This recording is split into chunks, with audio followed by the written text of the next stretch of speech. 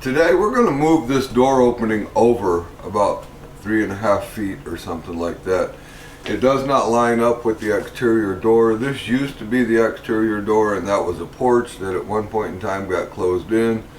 There's no alignment with the doors, and the problem that creates is bringing furniture in and out.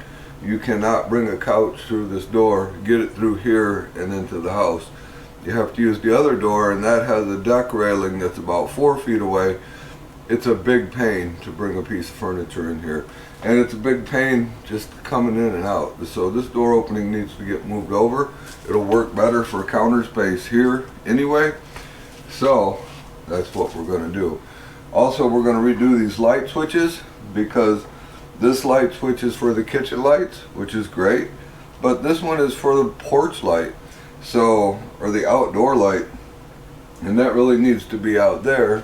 And the light switch out there is just for the laundry room light. So I would like to put in a 3-way for the laundry room and move the porch switch light out there where it's supposed to be.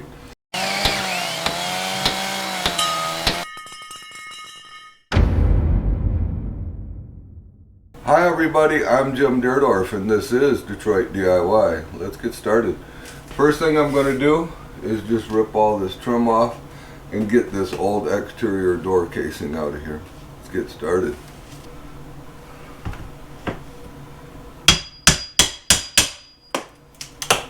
I'm not worried about saving any of this stuff because I'm not reusing any of this.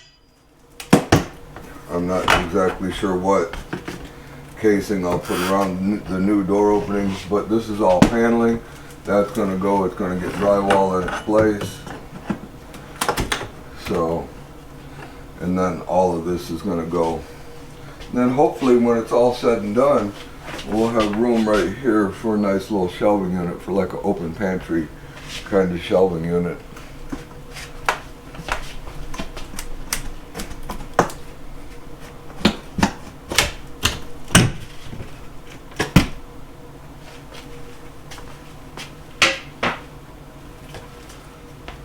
Alright, I'm going to keep pulling stuff off, and then we'll come back and take a look. I'm also going to pull this completely out of here. I think maybe that used to be a window, and that was the best way they could figure to close that in, or what they wanted to do, but that's kind of like the middle of that is about where the door opening is going to be.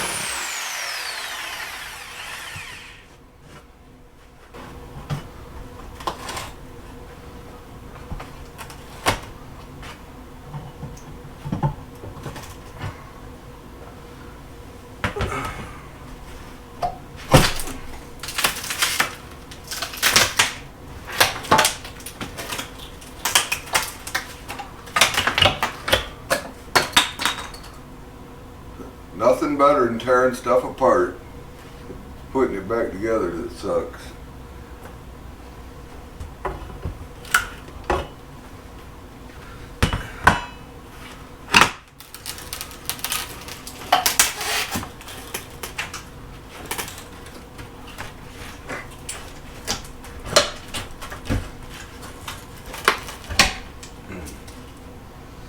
I've got all the trim, I've got everything pulled off here. I'm ready to get this paneling off so I can see what's going on in this wall. They left the siding, because this used to be an exterior wall, they left the siding out here. So I want to just kind of cut the wall so I don't have to deal with the whole thing right now. I can take care of that part later because I have to take a cabinet down and all that stuff. So I want to see what's in here. So what I need to do now is get these switches out and get this switch box out. And when I kill the breaker, it's going to get too dark in here for me to record anything. So I'm just going to take the switches out, pull a piece of this paneling off, or how much ever off has to come off, rewire my switches without the box so that I can have my lights back while I work. So now I'm going to go find the breaker for these, get this power cut off to these two switches, and then we will, I'll pull it out, we'll come back once I get the paneling off. And yes, I have a cold, so that's why we're a little gravelly sounding. I feel pretty good, but I'm congested a little bit, so we'll keep moving on. I've got this piece of paneling off, and like I say, this used to be an exterior wall, so it has insulation in it. I've got my switch wired back in. I've also found in the wall a terminated wire that I'm hoping is terminated in the junction box somewhere. I'm going to untape this and check it for power. Hopefully it's dead, all my breakers are on.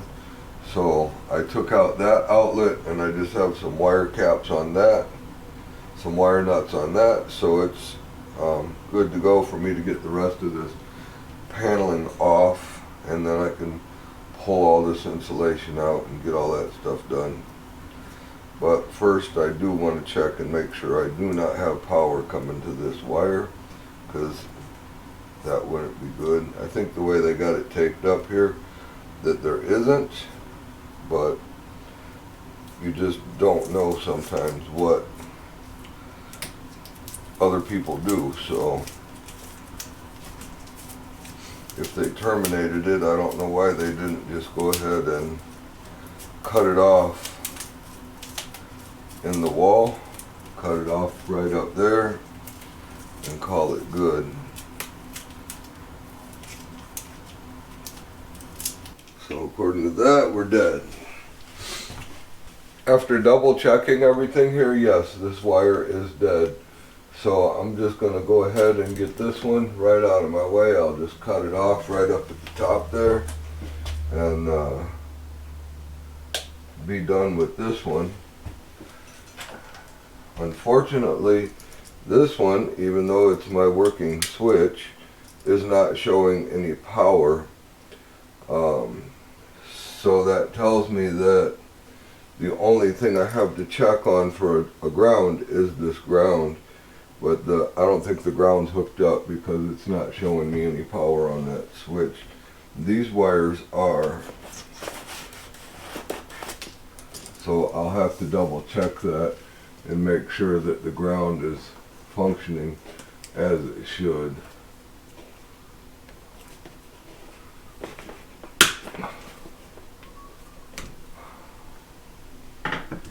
Alright, get that out of our way. Now, I'm going to get the rest of this paneling off of here and get this all cleaned up, get some stuff laid out, start cutting. Got these little strips right here that need to come off. That's a little concerning to me. I was just kind of shoving this whole wall out. Look at that. I don't know if you can see that on camera, but this whole wall is freaking flexing right here. That's even more concerning because this is a load-bearing wall. So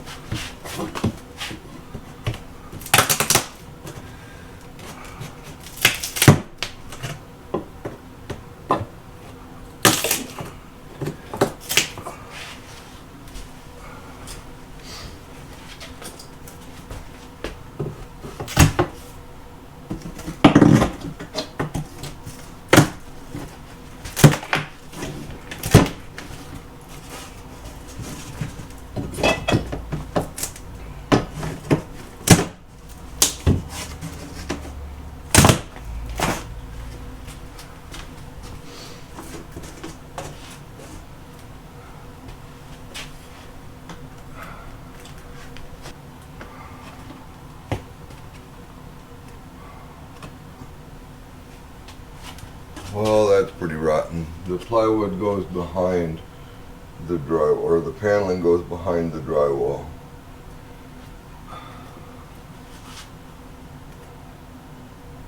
I don't know how far behind, but apparently when they built this wall, they just built it up against the existing paneling. I don't have my multi-tool with me, so it's going to be really hard for me to cut that. It's currently not holding me up because the door opening is going to be about right here. So for right now, I'm just going to leave that a little bit, and then I will have I'll get my multi-tool here one way or another. So what I want to do now is just get all of this insulation out of here.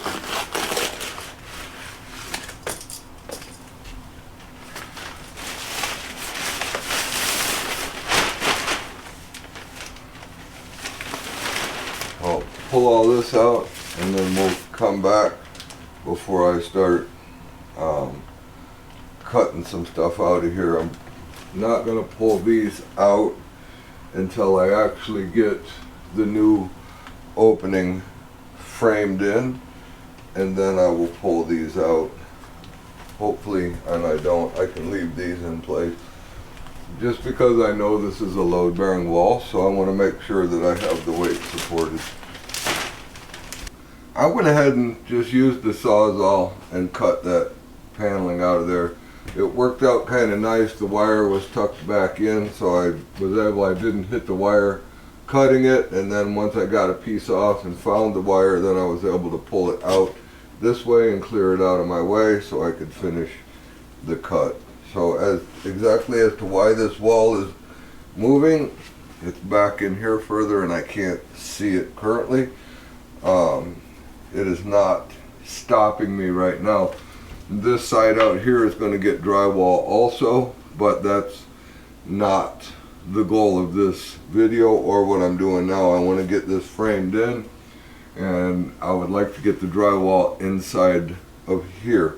So if I can get that much done, then I'm going to tackle this, because I have to take a cabinet down and some other stuff to get this wall finished up outside. So now that I've got this all open, I can see here that they put T111 siding over the top of the original siding, and then they put paneling over the top of that once they decided to close this room in and make it part of the house. So what I want to do is, my main goal is to leave all of this in place right here. So I'm just going to cut a section out right here so I can get my new material in. I'll be pulling this, but at any rate, we're going to start cutting this out right now. Unfortunately, I only have these little short demo blades, but that's okay, it should work just fine.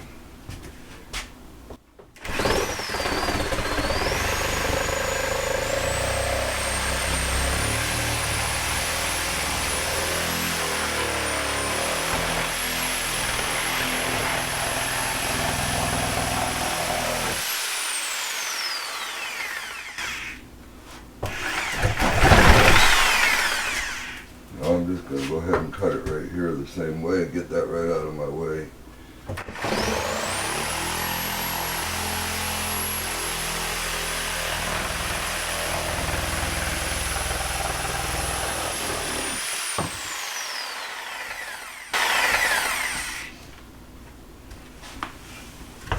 Alright, now my little short blade, this wood is like super light. This is all rough sawn. Apparently pine. It's pine. Super dry, this weighs nothing. Not really it's what they had, so that's what they built houses with, but it's not really what you would call desirable. So I'm going to keep cutting that down until I have a clear path all the way to the bottom. I've got this section of wall cut out of here, and I am ready to get my first 2x4 in. I've got some marks down here.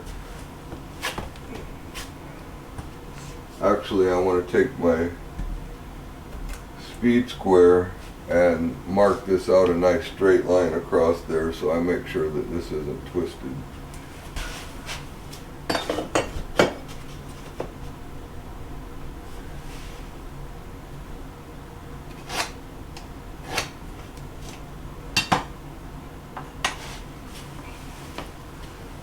Now I am going to double stud this, but for right now I'm just going to put one, and I'm going to put one here. I'll explain as we go, and then I'm going to put a second top plate in, and then a jack stud, just because I know this is a load bearing wall. It should be, even though there's been an addition put on, it's still a load bearing wall.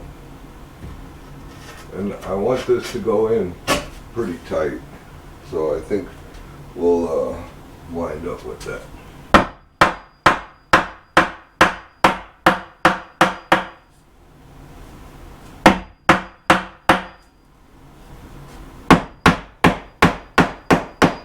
Just gonna eyeball it for now.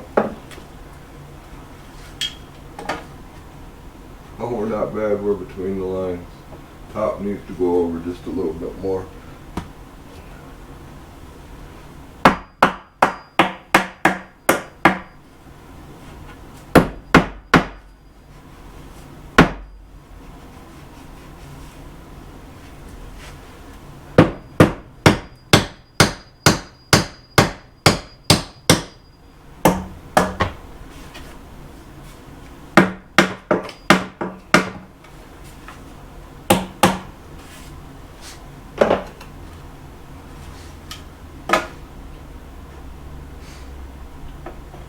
Top needs to go over just a little bit more.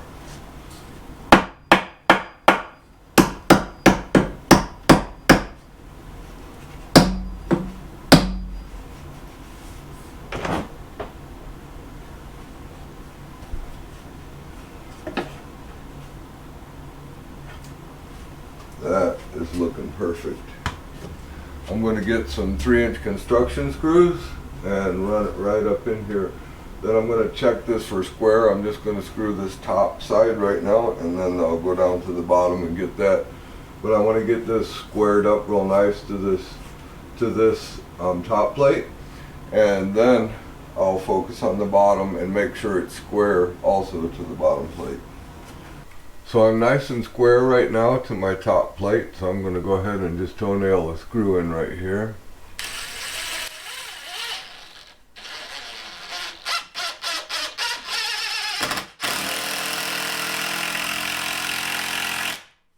Make sure we're flush. We are nice and flush. Double check our squareness, make sure that we didn't move.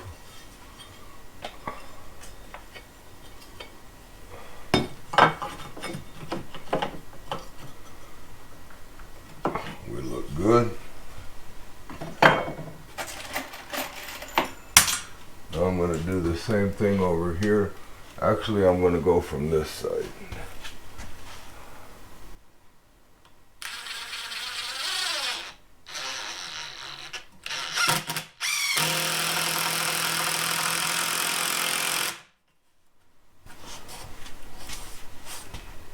That's going to take care of that. Now I'm going to do the exact same thing at the bottom, check it again for plumb, and then I'm going to get it screwed down to that bottom plate, and then this will be our inside stud, or what we would call the king if there was a header here. Why there's no header here for the openings that did exist, I don't know. Yeah, it was built as a cottage way back in the day, so I'm thinking they weren't really concerned with headers. I don't know, maybe they figured they had plenty holding the wall up. So unfortunately there's not enough room for me to really get much of a header in here if I was to put a header in, so I'm not putting a header in. So right here in the old door opening there used to be a threshold, and apparently what they did was, it looks like they took a hatchet and hacked this out so that it's on an angle, and so their 2x material would sit flush with the floor. I'm going to do something completely different in the new door opening, but I have to put a stud here. So I am got some shims here on this back side so that at least it's sitting in there level, because they hacked it on an angle, and I want to get this in there as straight as I can. It is not level this way. There is a big huge hump right about here that's holding it up. I got this side tight down. I could probably loosen this up and get the difference between the two, but it's okay. It's going to be inside the wall, so I'm not heartbroken over this at all. I'm going to go ahead and get another screw right here. I think it's going to pull it down a little bit, but it won't pull it down a bunch.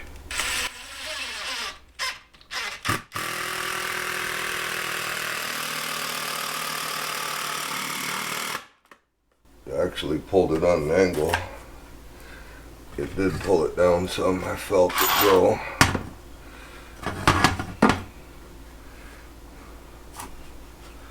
But we're between the lines. Oh, I don't think we're touching right there. Yeah, this back side's too high. There we go.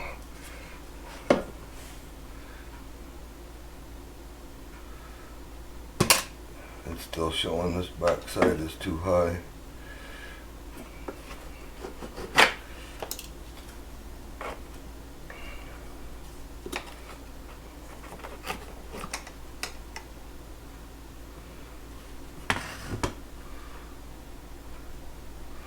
That's showing between the lines right there, so I am good with that. Oh, it did pull it down better. It's almost between the lines, so that's good. I'll go ahead and get another screw right here.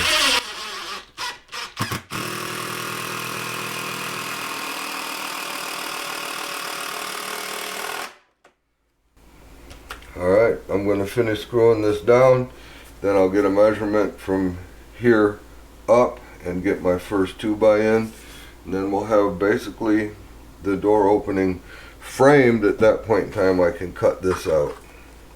I've finished up my initial framing, and I put this stud in right here just to tie everything together. That tightened that wall up where the wall was wiggling so bad. I should have checked that existing 2x4 for plumb. I didn't. It's no big deal. Drywall goes over it, but that 2x4 is not plumb at all. And of course this is our, what we're going to call the king stud for the door opening. And then I put an additional stud over here. Now I did put bridging between the studs, one to true them up, and two just to give them a little more support. So I am now ready to get this big hunk out of the new door opening. I'm going to take the Sawzall and just under these wires here, I'm going to cut this in half. If it binds the saw blade, or if these two remake contact, then that's not good. I have to rethink what I'm doing up here. At any rate, if it drops, you know, that 1/8 of an inch or whatever, it is not going to hurt a thing. Just have to rethink what I'm doing. It's not that it can't be done, it would just have to get, it definitely have to get a header if that happens. So let's see what we got.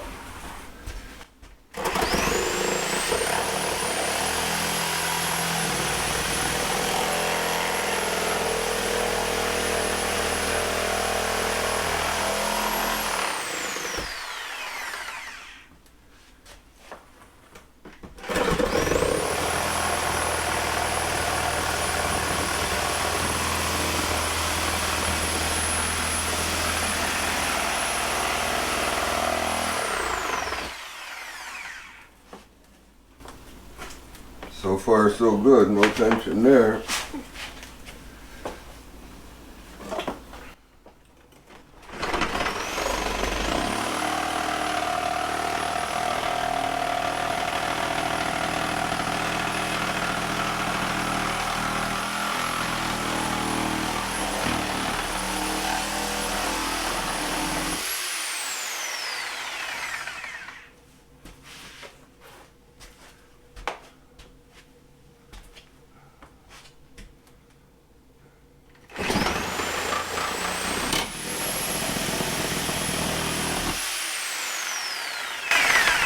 So as you can see, we have no tension, so we're in good shape. I'm going to just cut a little piece out of here so it doesn't bind up when I try to knock it out. So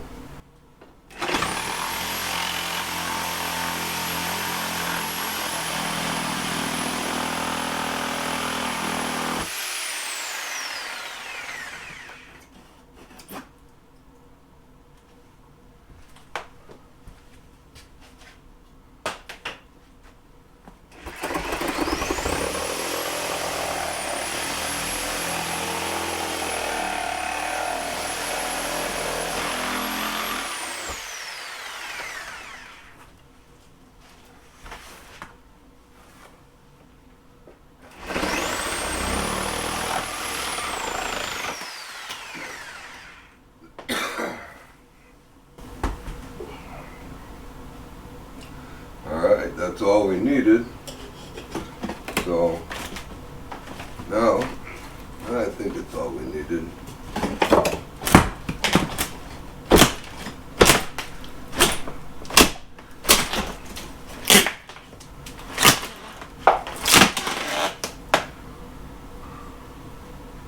We got plenty up top still holding. I'm going to cut through some paneling and stuff up here, help it out a little.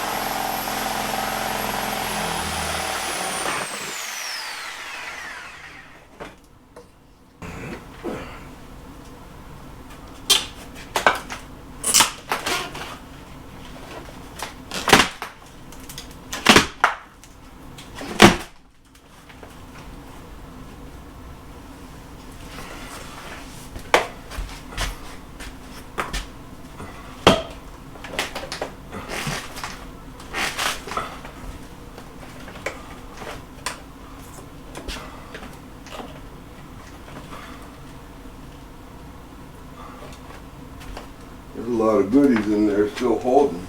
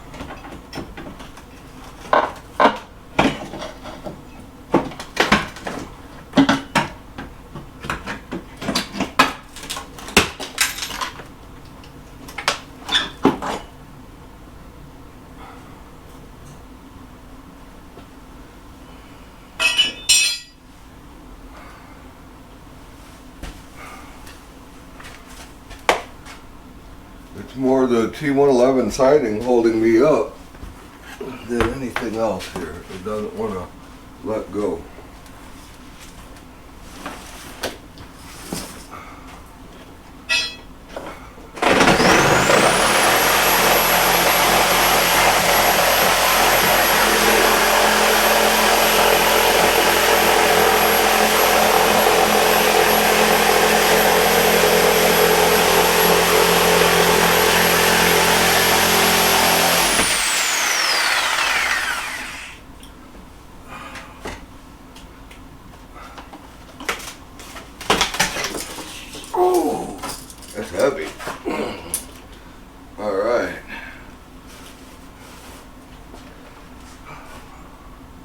already looks better.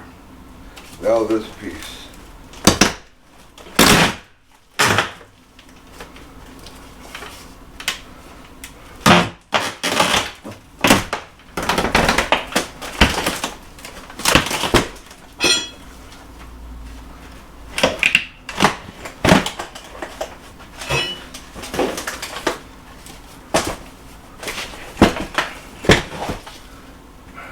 This piece was a whole lot easier. Alright guys, I'm going to clean up my mess, and then we're going to start working on moving those wires over there. Before I do any more framing, I need to take care of this electrical. Unfortunately, most of it is going to take place in the attic. This has a separate attic than what's up here above my head. The door here is very small. I am not going to try and film any of it. My first objective is to get this wire pulled around and poked out of the hole over there where that switch is. So this is for my front porch light here, my porch light. I feel like that should be on that wall over there instead of right here.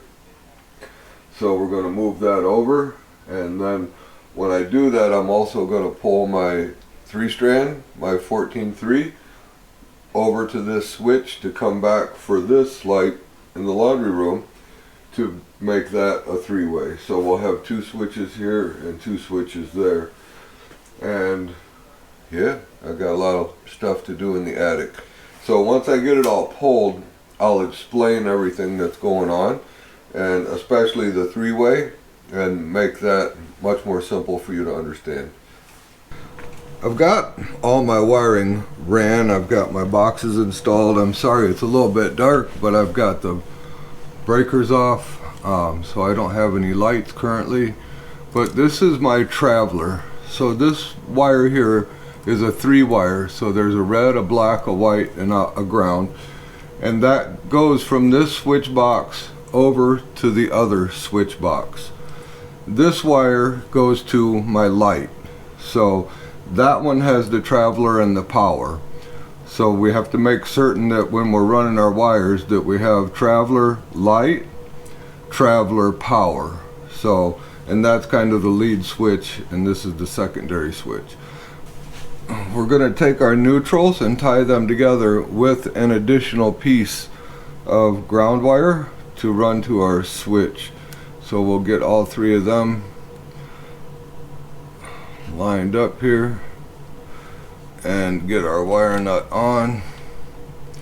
Follow the instructions on your wire nut. I'm just going to kind of hold this one over here. You want to get some twist in the wires, just like that. Alright, now our commons also get tied together.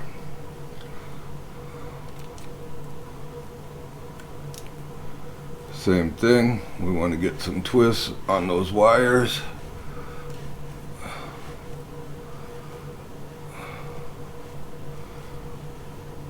Now, I want to tuck all of this back in here and out of my way.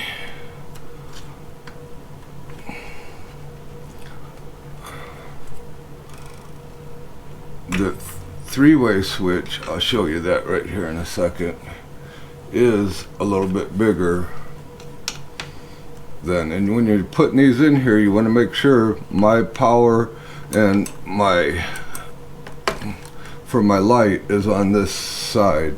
So you want to make sure that none of your ground wires are touching anything on that switch. Push them back out of the way very nicely. Alright, I'm liking that. So here's our 3-way switch. We have a black screw, and then we have these 2 gold screws and our ground screw, which is different than a single pole switch, which only has the 2 screws on it. So on this particular switch here, this is the black wire going to the light, and we need to hook that right here on this black screw. So I'm going to go ahead and cut that off to the appropriate length, and we'll attach it right there.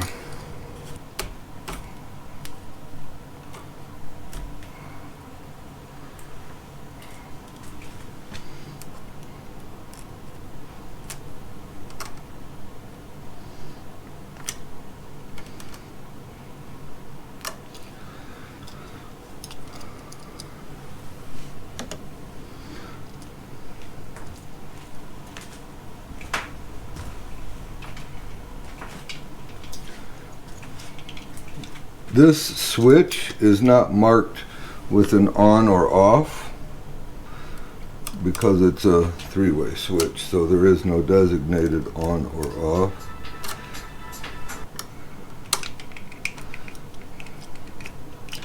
So we get that black wire right on that black screw and tighten it down. Now we're going to go ahead and get our ground hooked up.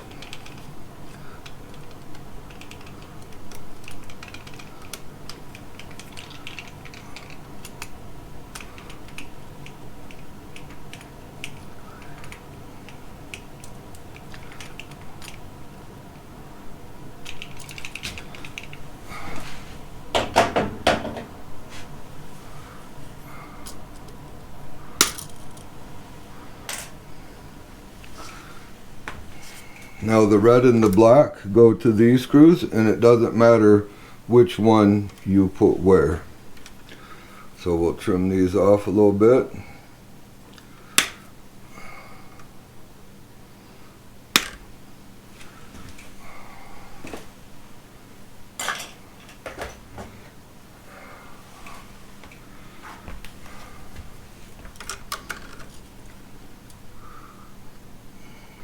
We're going to hook the black wire to this side of the switch. Bend us a nice little hoop in there and hook it over that screw.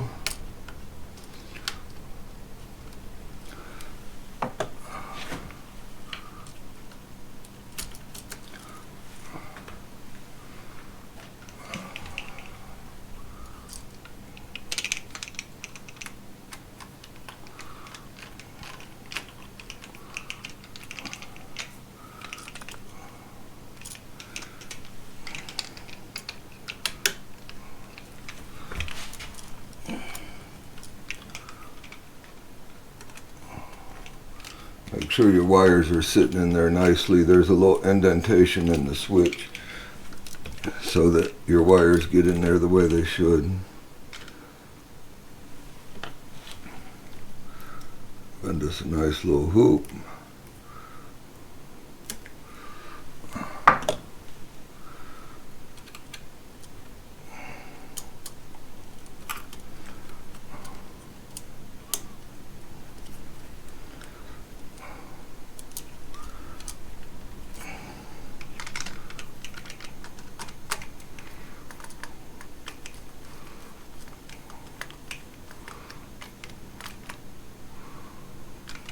Okay, this switch is wired. We're going to go ahead and install it in the box, and then we are going to go tackle the other one. I've already tied my neutrals and my grounds together and stubbed me out a ground wire for my switch. This is my hot wire, or my power coming in. The line is actually what that would be called, and then this is the red and the black from the traveler wire. So we're going to hook this power wire to that same black screw that we did over there. So I'm going to go ahead, I'm going to hook on the power, and I am going to hook on the ground and get those two situated.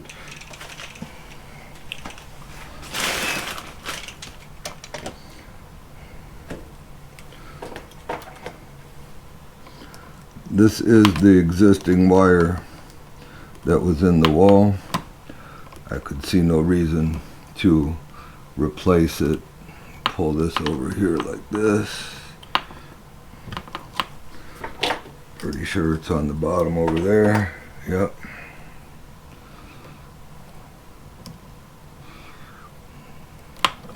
And then this is my new porch light switch. It is just a two-way switch, or a single pole.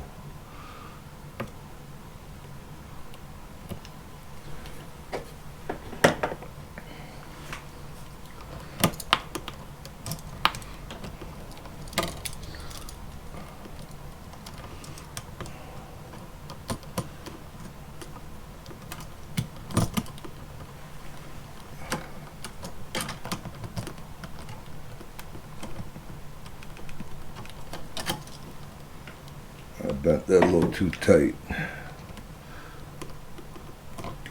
Now with those two wires attached, we're ready to hook our two traveler wires, and they're just going to go on the gold screws on either side.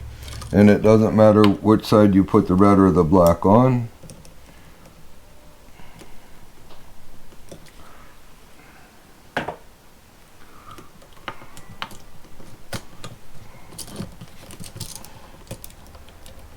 Now, I will say this, if you replace one of these switches, you need to mark the wire, the black wire, the wire that's on the black screw. You need to mark that wire, because the two black wires can throw you, and if you get them hooked on in the wrong place, your light will still function, but it won't function as a three-way. Like one switch may turn it on and the other one may turn it off but not turn it back on.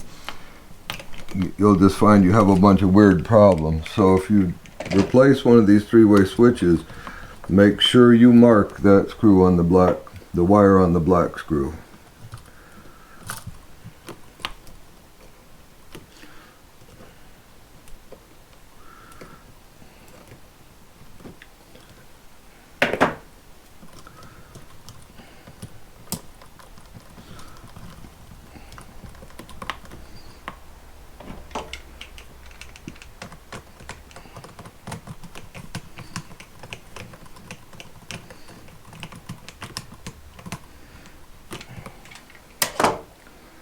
Alright, I'm going to push this in here, make sure that my ground wire is clear of everything I need it to be clear of, get my wires to bend in the direction I want them to bend. The nice thing is this is a nice deep box here, so it's beneficial when it comes to pushing the wires in where they need to be.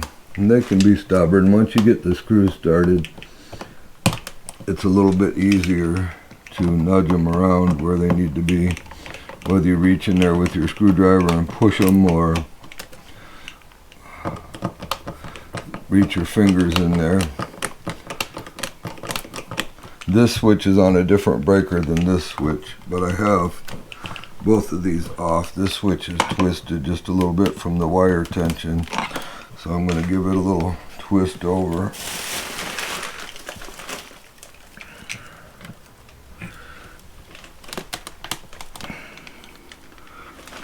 And I'm pretty happy with what's going on there, so we're just going to go ahead and push her in.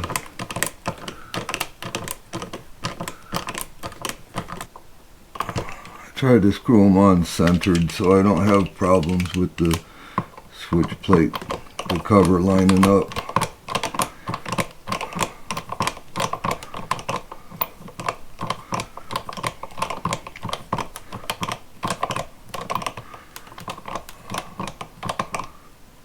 Alright, there we have it. At this point I'm going to go turn the breaker on, see what we got.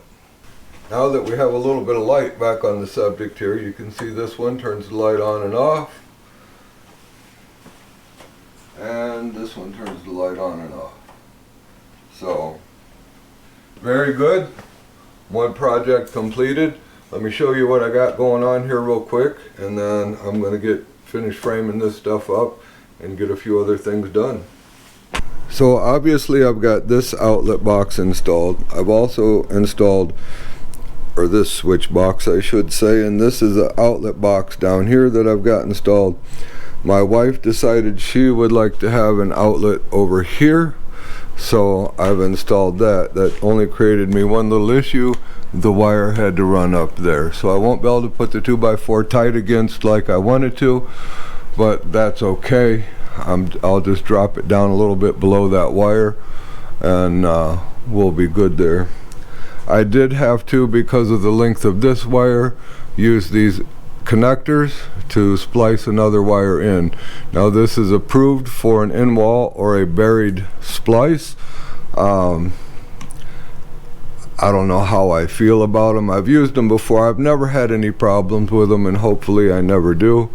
But if I do, I'll know where to cut in and fix the problem. So, and all of that right there was pretty much there except for the traveler.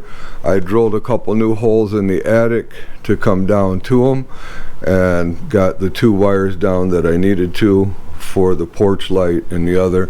I also installed a junction box like right up here in the attic and fed all those wires in, and that's where these are coming from. Other than the traveler's just running from this switch to that switch. So was a long day yesterday running all that through the attic, very tight. I cannot fit through that attic door. I can get my body in there one shoulder at a time, but I can't climb up in. That's okay though, because everything was kind of right there above that light, basically off to the side a little bit. I put a box in there. So I'm going to keep going here. I'm going to put a 2x4 in just under that wire. I'm going to put 2 more 2x4s on here on the outsides of these, and then I'm going to cut the rest of that sill plate out of there, and I will have to custom make something that's the right height to go in. I'll do that at home, where I can run it through my planer and get it to the exact height that I want it to be. I need to pull that little piece of paneling off, and then I'll be set to get some drywall back on this. So we'll come back and take a look in a little bit, but right now I'm just going to keep knocking stuff out. Okay, I've got my drywall up on this side. I've got my screw holes semi-patched, the first coat on them. I'm getting ready to do all my taping. Now obviously I can't tape here because that's paneling, so, and I don't want to tape there. I'm just going to put a piece of trim on there to cover up that gap. So this side is looking really nice. I had some big gaps. I filled that with some 20-minute mud, some easy sand 20, just what we need. This side here, I have to take that cabinet down. Let's have a look here at what I've got to deal with. So here is the siding that they left in place, because this used to be an exterior wall. Then they put this T111 over the top of it, and then there's paneling, and then this is obviously just a piece of trim that comes off. The T111 goes up above the ceiling. It's not seamed right there, so I have to cut that all the way across to free that T111 to get it out of the way. Very unfortunate that they did it like this. Just what happens when, you know, either one, you want it done fast, or two, you're not here to observe what they're doing or even know what they're doing is right or wrong. But to me, I would never put new over old. Just makes no sense. You want to change out the old for a reason, because it's probably 1, half rotten, 2, tired, and it's just no good to cover over it. So I have quite the mess to do. Here at this cutaway, you can see exactly how thick this is. We're looking at close to 1.5 inches of material. So the tile down here comes out quite a ways before they start.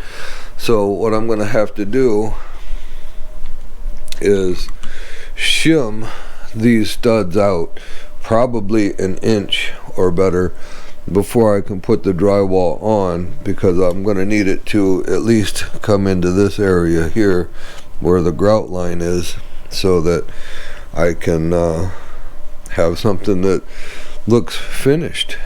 And it's just the challenge I'm faced with. So what I need to do is get my level in here, kind of get it set up right here like this, measure this distance right here, subtract a 1/2 inch, and that is how far these studs are going to have to come out, just because of the floor.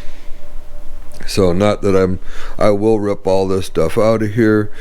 There will be some of this rip that continues down. I don't know, you know, it's obviously probably going to be the same rip, because this is siding, this is the seam right here at the stud. So that rip will just continue down, and then the drywall will go onto that. It'll turn out nice and clean.